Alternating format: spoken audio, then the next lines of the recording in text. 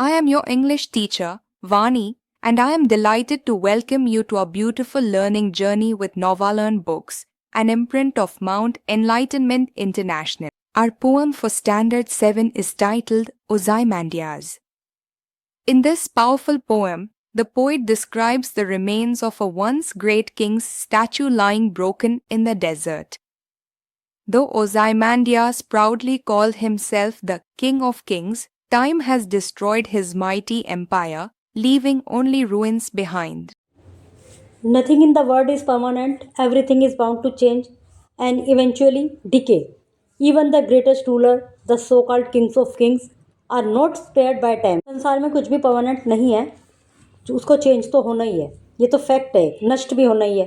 कि जो बड़े बड़े राजा थे, राजाओं के राजा, वो भी नहीं रहे, वो भी समय के साथ साथ चले गए।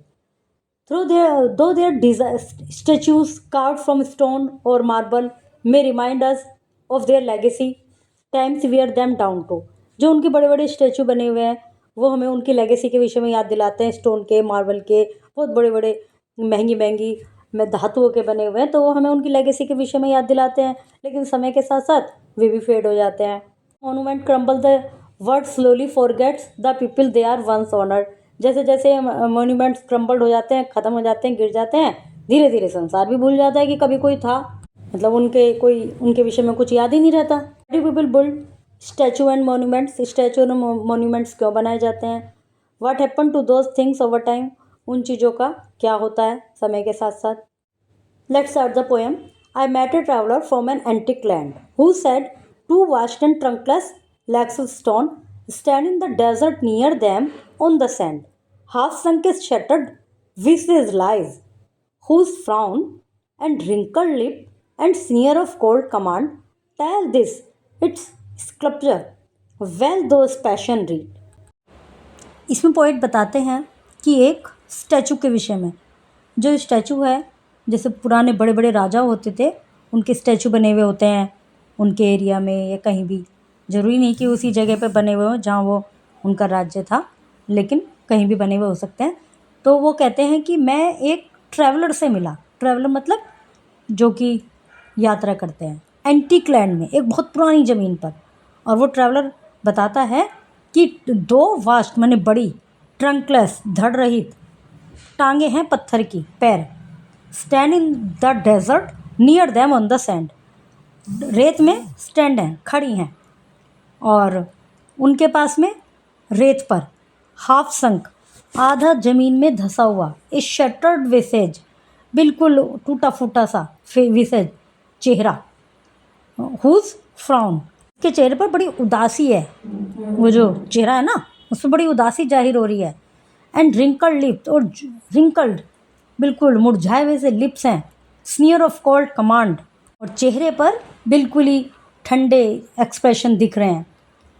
तो पोएट कहते हैं कि उस स्कल्पचर को बताओ, उस मूर्तिकार को बताओ जिसने ये बनाया है, और उसने ये भी लिखा है उस पर। क्या लिखा है वो भी आगे पढ़ेंगे। तो मतलब कहने का तात्पर्य है कि कुछ भी हो, कितना भी बड़ा हो, ये एक राजा का स्टैचू है जिसका नाम है ओजिमंडास, which yet survives stamped on these lifeless things, the hand that mocked them and the heart that fed. वो जो स्टैचू है वो अब तक सरवाइव कर रहा है। मतलब अभी जो राजा थे उस स्टैचू के माध्यम से सब राजा को भी सरवाइव मतलब जानते हैं। राजा भी अभी तक सरवाइव कर रहे हैं, फिजिकली सरवाइव नहीं कर रहे, लेकिन इन लाइफलेस थिंग जो है, जो स्टैचू है, इसके आधार के कारण उन राजा का भी नाम सबको अभी याद है।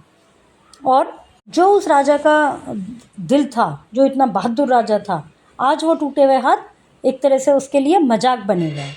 And on the pedestal these words appear, और उनके पेडिस्टल पर जो नीचे बना रहता है एक तरह से जो पट्टी लगी रहती है, नेम प्लेट टाइप, उस पर लिखा हुआ है my name is Ozymandias, kings of kings. मेरा नाम ओजिमैंडियास है, राजाओं का राजा हूँ मैं। लुक ऑन माई वर्क्स, मेरे कार्य देखो, ये मेरी शक्ति देखो। एंड डिस्पेयर, जो कि अब पूर्ण रूप से ख़त्म हो चुकी है। नथिंग बिसाइड रिमेन, कुछ भी नहीं बचा है। राउंड द डिके, सब कुछ नष्ट हो गया है। Of that colossal wreck boundless and bare the lone and level stand stretch far away. ये जो इनका विशाल रैक, जो टूटा फूटा स्टैचू है उसका मलबा, चारों तरफ अनंत, बाउंडलेस और बेयर, खाली खाली रेत पड़ी हुई है, बिल्कुल सुनसान है, समतल रेत दूर तक फैली हुई है, कुछ भी नहीं बचा। इवन जो लिखा हुआ था केवल वो दिख रहा है इस समय, भाई धड़ अलग हो गया, चेहरा अलग हो गया, हाथ अलग हो गए। तो इस तरह से कितनी भी ताकतवर इंसान हो, कितना भी बड़ा राजा हो, एक ना एक दिन उसको नष्ट होना है।